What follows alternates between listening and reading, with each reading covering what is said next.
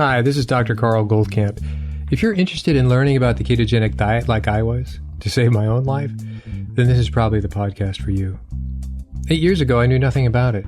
6 years ago, it saved my life. 3 years ago, I started researching and talking with some of the authorities in the field and attending medical conferences about this to understand why and how keto so dramatically changed my and my wife's Judy's lives. The purpose of this podcast is to share our journey of discoveries with you in understanding how keto is so effective in improving so many different conditions, from obesity, epilepsy, diabetes, infertility, MS, Alzheimer's, heart disease, to name a few. So take a step away from all the hype you've probably heard and roll up your sleeves with me and join me weekly to explore this living miracle that anyone can access. We'll talk science, we'll talk food. We'll explore its history and evolution to today, which is that the sheer wonder of the ketogenic way of eating has changed untold number of lives, unlike anything before it. And in case I forget to mention it, please join our Facebook group, Keto Naturopath. Hi, welcome back to the next episode of the Keto Naturopath. This is Dr. Carl Goldkamp. Well, I've had a difficult time coming up with this particular podcast, not due to lack of content, just the opposite, due to too much content, being rather overwhelmed with the subject matter. This subject matter has to do with Dr. Gaby, who's going to be a future interview. We've already had the interview, and it's coming up in the subsequent podcast. But the question is really how to introduce somebody fairly to get the gist of who they are and what they've done and their contribution in the world, if not contribution to me personally. All I can say is I am glad that I knew nothing about Dr. Gaby when I first met him. And when that was I was in medical school from 93 to 98. I was in the naturopathic program at Bastyr University, which actually went from medical college to medical university at the time. I was in two programs, a Master's of Science in Acupuncture and Oriental Medicine and the naturopathic doctoral program at the same time. So when I met Dr. Gaby, who I'll call Alan from henceforth, is that he would show up in various courses to give sort of case reviews of something. And he's an intimidating, at least then, he was a rather intimidating character because he was so well briefed on everything. He knew every aspect of the thing he was going to talk about. This is consummate Alan Gaby, knowing everything he could about the thing he's about to talk about. And he knows what he knows and he knows what he doesn't know. What you'll find out in the interview is that when I ask questions, he goes, I don't know about that. That's it, done. And he knows exactly what he's familiar with, what he's researched. So we get these presentations. I saw him in clinical lab, certainly in clinic later, but took a couple of courses with him in med school. And one was called Nutritional, I think it was called Nutritional Therapeutics probably. And Dr. Gaby is considered now, I didn't know at the time, he was pretty much the father of nutritional medicine. So what does that mean? Well, as it was introduced to me the first time as I was responsible to receive his information, learn the information, and then be able to give it back, not only on tests and quiz, but his approach was, unlike all these other courses in which you could just attend class and then get ready for the exam when that was, he expected an accumulative working knowledge in your mind from the next day. So meaning that he could call on the next day and throw out something he mentioned the day before, 3 days before, in hopes that you will, more than hopes, expects that you will be able to recall that and put that in the context of whatever the issue is at the time. Unlike other courses that, no, you're pretty much just responsible for that at the quiz and then on your national exams down the road. So it was a hard course. He was a tough taskmaster, to say the very least. Very impressive, but the information was so rich. It suddenly made me believe in the use of supplements in a very specific context. So he was the guy. I'm going to get back to what I decided to do is have a more personal introduction and then end up with the academic of his credentials. Because when you just list academic credentials, it gets very dry. So what? He was a person who had relationships with Linus Pauling, with Abram Hoffer. And so who are Linus Pauling and Abram Hoffer, and among others? you can read, and I'll give you some references where to look him up. But this was the beginning of a thing called orthomolecular medicine. Orthomolecular medicine, and I'm going to paraphrase it, I'm not going to read it to you, is basically the use of the right amount of a substance, usually a nutritional vitamin or mineral, at the right time for the patient in the right context. And so it's basically, we can summarize in saying it's the use of supplements. Well, you could say now it's gone crazy. Think of how many companies, how many Amazon sellers make up their own wonderful supplement line, and yet that is unsupported. Hey, take this, this is going to really change your mind. This is really give you focus or concentration. This will make you an athlete. This will make you lose weight. On and on it goes. This field of orthomolecular medicine, in my view, has been so cheapened by the fraudulence, I guess would be the word off the cuff, but by purposely misleading marketing scams. And so they're both from fly-by-night to, hey, we're the next and upcoming authoritative opinion in nutritional medicine, and yet they are not. Or the degree that they know anything, it comes back to Dr. Gaby. Dr. Gaby's book now, after 36 years of putting this together, is coming into the third edition of Nutritional Medicine, which is basically a list of all sorts of conditions and all sorts of supplemental recommendations based on research. This isn't, hey, try this. Hey, try this. This is much more. So anything that is in this book is true. As opposed to when you go on to, the internet now has made everything rather superficial for the most part. Again, in my view, you have to discern what is authentic and what is not. This is authentic. This is 100% pure authentic reference. Nutritional Medicine by Dr. Alan Gaby. So back to med school, this was him. He actually formerly had taught at Bastyr back, the school actually started in the mid-'80s, and he taught with Jeffrey Bland and Joe Pizzorno, who was the president of the school for a while. He's testified in front of the White House Commission of Alternative Medicine. He's testified in many cases worldwide about supplemental use of various things. He's written a number of books. I'll ask you just to go on and Google his name, then go on to YouTube and put in Dr. Alan Gaby, and you'll see these various references and the various interviews that he has had. But I would go back to saying he is his own man, and he has been following his own quest, his own curiosity about why do these things, how can you use natural medicine to work with various conditions. And I was lucky enough to have him in med school at the time. He was such a hard ass. He set the standard of what you should be when you graduate, is the way I looked at it. This guy set the bar very high, but very specific. And we were very excited about, listen to that. You will have great outcomes by using the information from Dr. Gaby. This was without a doubt. We all felt that. He, in his know what you're talking about and know it thoroughly, and then look at the information, he made us feel that we could pretty much address nearly anything within context. And you wouldn't override other doctors' opinions, or you wouldn't tell people to get off of medications. You would work adjunctively. And if you came to medications, you would know all about that medication, the good and the bad, and therefore have a reasonable conversation. This is the kind of doctors that we all felt we were going to be. And I believe we did become that as well. So that is Dr. Gaby's part in my life. He brought in orthomolecular medicine, and that word, I need to go to give you a little background. So I'm going to suggest that you go to Wikipedia and go to orthomolecular medicine, and you'll learn a couple things. I can give you a little history about it because I think it's important to line it up before Dr. Gaby gets started and we have that interview. Is that first you're going to find that it is not very appreciated by conventional medicine. Conventional medicine, we mean MDs. Dr. Gaby's an MD. There's plenty of MDs that are open to this. And so there's a whole association called the American Holistic Medical Association. So these MDs that come together that talk about a lot of different things. Of this American Holistic Medical Association came out of, or spawned, in my view, functional medicine. And functional medicine was pretty much the brainchild of Jeffrey Bland, who also was one of the earlier teachers at Bastyr back in the mid-'80s with Alan at that time.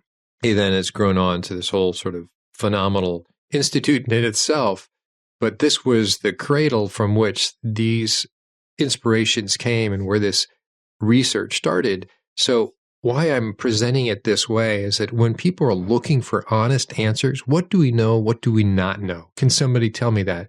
Well, if you're like me, you go to PubMed and so on and so forth. But the book that I have, which is just under 9 pounds, is this 1,452 pages that Dr. Gaby has, is a summation of all his experience, because he saw patients, and he also spent 3 days researching.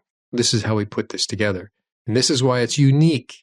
Often you'll get somebody who just graduated with their master's of chemistry, of biochemistry, and put their ebook together, and they sell you their ebook, but they've never treated anybody. So when you work with treating somebody, it's a different context. You can't just go, this does that, this does that. It depends the context, which is the person in which you are addressing these things. That's the whole other thing. That's what medicine's about, what I call practice. But having the context is a big deal. Having a reference that is 100% solid research over that period of time, this is what has given him the reference, the father of nutritional medicine as of today, which is really an outgrowth of orthomolecular medicine. And you had Abram Hoffer after Linus Pauling. And so let me just read from Wikipedia to give you a sense of what this is of orthomolecular medicine. In the early 20th century, some doctors hypothesized that early 20th century, so that's 1900s, early 1900s, that vitamins could cure disease, and supplements were prescribed in megadoses in the 1930s. Their effects on health were disappointing, though, and in the 50s and 60s, nutrition was re-emphasized in standard medical curricula. On and on it goes. And jumping now, in 1948, William McCormick theorized that vitamin C deficiency played an important role in disease and began to use large doses. There's that discussion, and you know that Linus Pauling involves with that. In the late 1960s, Linus Pauling introduced the expression orthomolecular to express the idea of the right molecules in the right amounts. Since the first claims of medical breakthrough with vitamin C by Pauling and others, finding on health effects of vitamin C have been controversial and contradictory. And not to get into that, but this is the beginning. And this has always been the antithesis of conventional, what we call allopathic medicine. Allopathic medicine is stop the process that's causing the problem. If you have a headache, you take an aspirin, which basically breaks, and you feel good. That's good. You take an aspirin. But it then doesn't address the problem. It addresses the pain. And so we call that working against versus working with.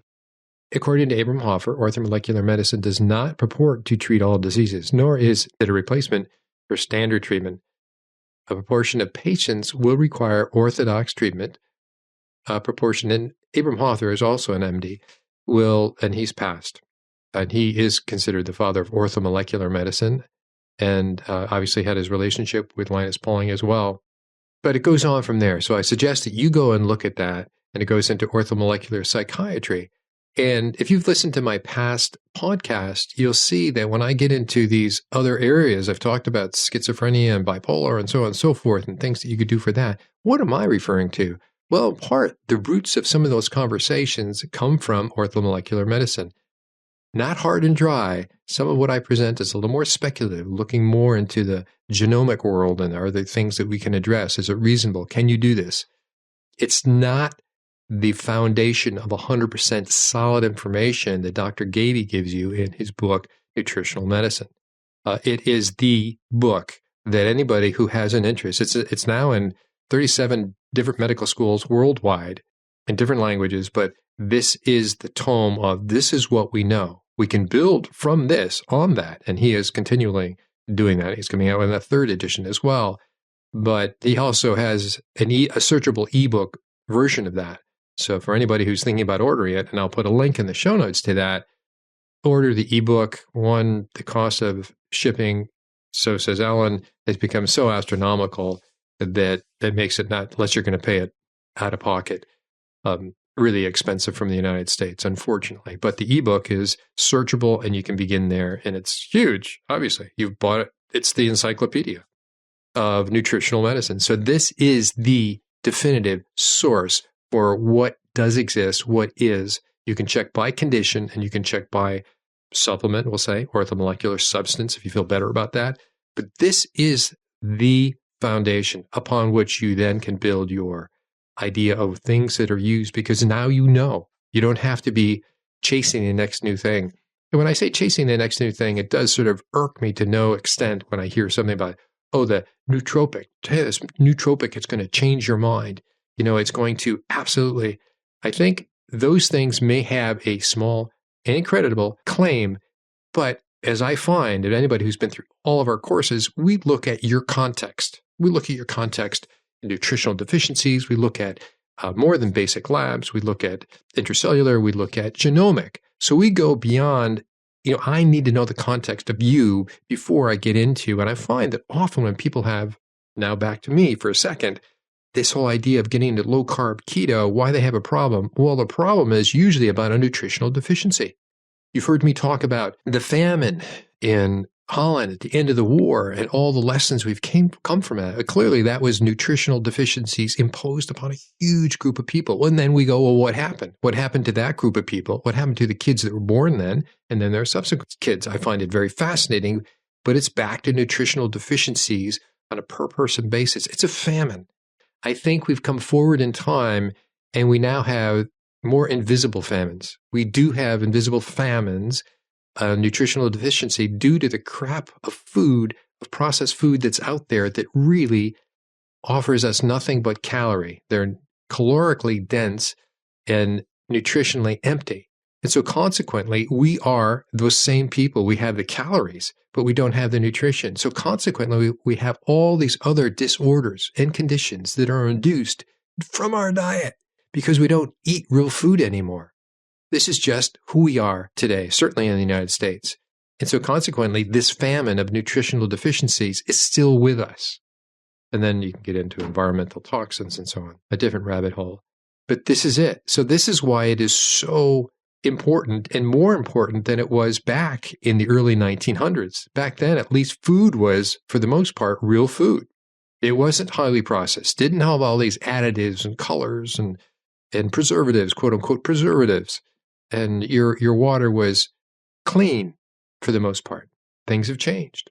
So this is why, I'm telling you, this is why I find the work of Dr. Alan Gaby so fundamental. It is the place that I begin when I look into what about that person's lab? What about that person's condition? I go back and I get to learn about it all over again, 100 times all over again. Do it on a regular basis, which is a good thing. You never assume that you know. It always brings you to another question. What else do I need to look into? So this is the definitive reference that I have. Now I'll give you a little more academic reference of who Dr. Alan Gaby is, now that you have your social media references, but something a little more specific. Before I forget, I want to encourage you to go into PubMed or just type in Dr. Alan Gaby, and if you put in Wikipedia, actually it points you to PubMed. And there's a great interview of him as a Dr. Alan Gaby, MD, Clinical Advances in Nutrition, and he's being interviewed. And I'll start here because the references are pretty important. He graduated, his undergraduate was Yale. He had a Master's of Science in Biochemistry from Emory University. And his doctorate, meaning his MD, medical training, was from the University of Maryland. Now, all right, I just named 3 academic references, but notice this. He went from undergraduate to get his master's in biochemistry. So by the time he went to med school, he was way ahead of everybody. He was thinking on a different level. He was thinking about biochemistry. What can I do to help this particular condition? And in fact, I'll just tell you this story. I'm not quite sure where the reference is. I believe it was from Dr. Jonathan Wright, who he worked with for a number of decades in the Northwest Tacoma Institute, which we know both of them from Bastyr, that he, now Dr. Gaby, Alan, was called on the carpet of his med school because he was looking into the use of magnesium for various heart conditions in its context. And he was told not appropriate use of his education. You can tell that was the first of his thinking about there's something else going on here. Nobody thought that way. Either it was just discouraged or just not done. And it's cliche at this point to say that, well, medical school doesn't teach nutrition. Well, duh.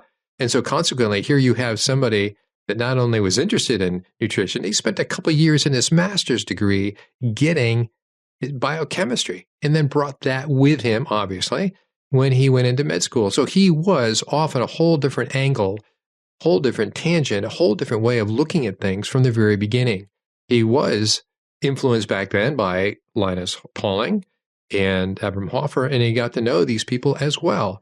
A phenomenal, approach to, he's the first.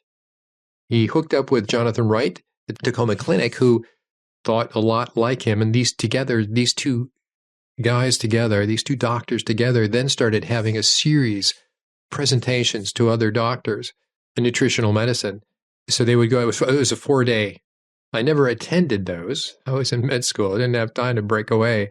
But I bought the notes. So he'd have a loose leaf binder and then his textbooks of all the reference that they had, because they wanted people to be well armed. If you're going to say use magnesium or vitamin C or whatever it is, or B6, that you needed to know the references for that and where they came from, so that you were just not winging it. This is his whole focus. You needed a reference, you needed a foundation, you needed to know what you were talking about and point to creditable references. As their program grew over the better part of 20 years, their initial references for everything they talked about got bigger and bigger and bigger and bigger. And it was a tome in itself. It was kind of the precursor to his book, sort of, as well as a loose leaf, which is all the conditions, medical conditions that these would address, and sort of give you the bullet points that you then reference in the other book. So they changed the world. The part that Alan doesn't want me to mention, but if you get his book, you'll realize that in the forwards that are the glowing forwards that are written in his book, one doc says he's a composite of his 4 medical sort of heroes. And one was Patch Adams. Patch Adams, you'll know that it's a movie. He's comical, articulate healer, but Alan has that aspect. So as much as he wrote this, what can appear to be dry, he has a whole nother part of his personality that is very funny. So I remember in one of the courses we had, Northwest, it rains 10 months out of the year, and that's a truism. And at least it was for us, for our 7 years that we lived there. But there was this one spring day, I believe it was in May, so you're coming to the end of the academic year, that we decided to make the class short, went outside, sat on the ground, and we listened to Alan, who's a great guitarist. He doesn't want to talk about that either. He's a great guitarist, and he played the complete Alice's Restaurant for us. It's hysterical to hear his rendition. But he is known for, in essence, being the protege of, the embodiment of orthomolecular, as started with Linus Pauling, Abraham Hoffer, and many others. I want to pick up on Alan's formal education. As I mentioned, graduated from Yale. I got an MS in biochemistry at Emory University, then went to med school at the University of Maryland. He was in private practice for 19 years with Jonathan Wright at Tacoma, and he taught early on at Bastyr and then taught later on, luckily, from 95 to 2002. But while he practiced 2 days a week and researched 3 days a week. I think he really researched always. He's always researching. He's always about that. He is a big contributor to the Townsend Letter for Doctors and since 85. And I would suggest that that's another thing you could Google, is that the Townsend Letter has great topics, and you have a number of free back issues, if you will. All those articles you can retrieve up to a couple of years ago, and they're still quite relevant and cutting. And so this is the point: is how I value his work. It allows me to cut through all the BS, all the noise that it seems comes from the internet and social media of all these false claims of buy this and so on. People just don't know anymore. The idea of doing hard work and doing your research and having a clinical experience to back up your opinion seems to be less valued now. It's like the idea of going to school, being an expert, and being the best you possibly can is laughable. Why do that? Why do that? You're not going to make any money. Well, people didn't always think of making money. They had to make a living, but they didn't always go, where's to go to be a millionaire? And so real education, real knowledge comes from the work of both experience and research, in my view. And this is what Dr. Gaby embodies. So let me pick up on one of, I believe this came from Dr. Perlmutter. He did a nice review. So Dr. Gaby has written numerous scientific papers in the field of natural medicine. That's an understatement. He has been contributing medical editor for the Townsend Letter of a Doctor since '85. And he served as a contributing editor for Alternative Medicine Review, 1996 to 2010. That's associated with pretty much Thorne Nutrition, a great supplement company. Over the past 36 years, Dr. Gaby has developed a computerized database of more than 28,000 individually chosen medical journal articles related to the field of natural medicine. That is work. That's what I reference as the ebook, searchable database. He was professor of nutrition and a member of the clinical faculty of Bastyr University in Kenmore, Washington. From 1995 to 2002, he appeared on CBS Evening News. In 2010, Gaby completed a 30-year project, the textbook of natural medicine, which we've been talking about. It goes 40,000 research studies, health condition disorders. It also contains 60 chapters on individual therapeutic agents, vitamin, minerals, amino acids, and other natural substances, including biochemical effects, clinical indications, signs and symptoms of deficiency, adverse effects, drug interaction, nutrient interactions, and dosage and administration.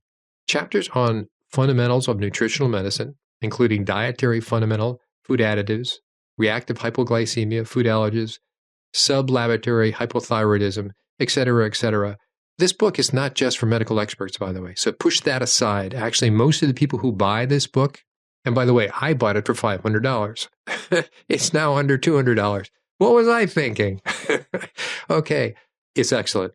This is what it should be on everybody's desk, not everybody's desk who has a medical degree and who calls themselves a health practitioner of some sort, but it is the backstop of what is and isn't. You can conjecture from this point forward and, an anecdotal your way, and that's fine, but this is what is, and you need to have this information. I'm not selling the book. I'm selling how this is important to me, to you, if you're interested in that.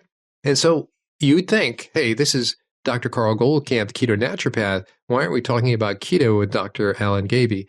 He said, I don't know that much about keto. I'm sure he does, but he's not an expert in it, and he just sidestepped that. And that's what he does. He knows he wants to talk. We will talk about things he knows a lot about, and he knows it definitively. He still reads 600 journal articles each month and calls through.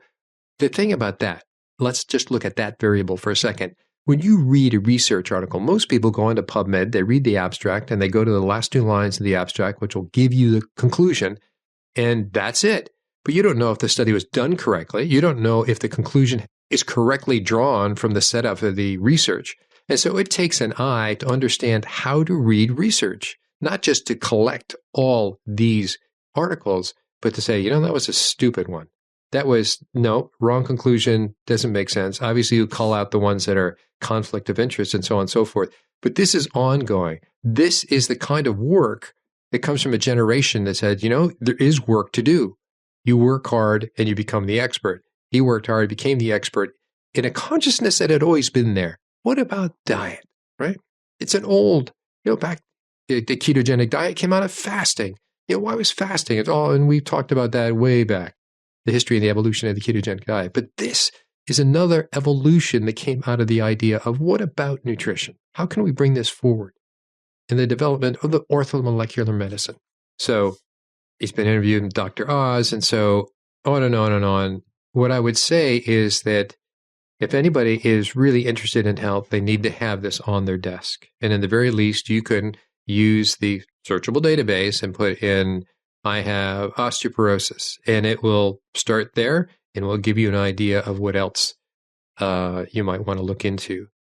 I probably could have gone on more about his work with Dr. Jonathan Wright. They were a team, and Wright and Gaby were almost a trademark.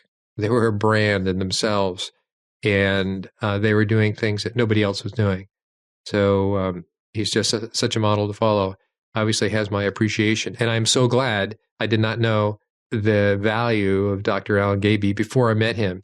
He just came across as a hard ass, not quite a disciplinarian, but had high expectations And he also he gave you a lot of information, and it just opened your eyes. And I would say in my education, there's only really 3 professors from Bastyr that influenced my thinking and my willingness and my joy and my optimism about natural medicine, naturopathic medicine, and he is clearly one of them. Ironically, he's a medical doctor, an MD, not an ND, but he has just done a lot for the field.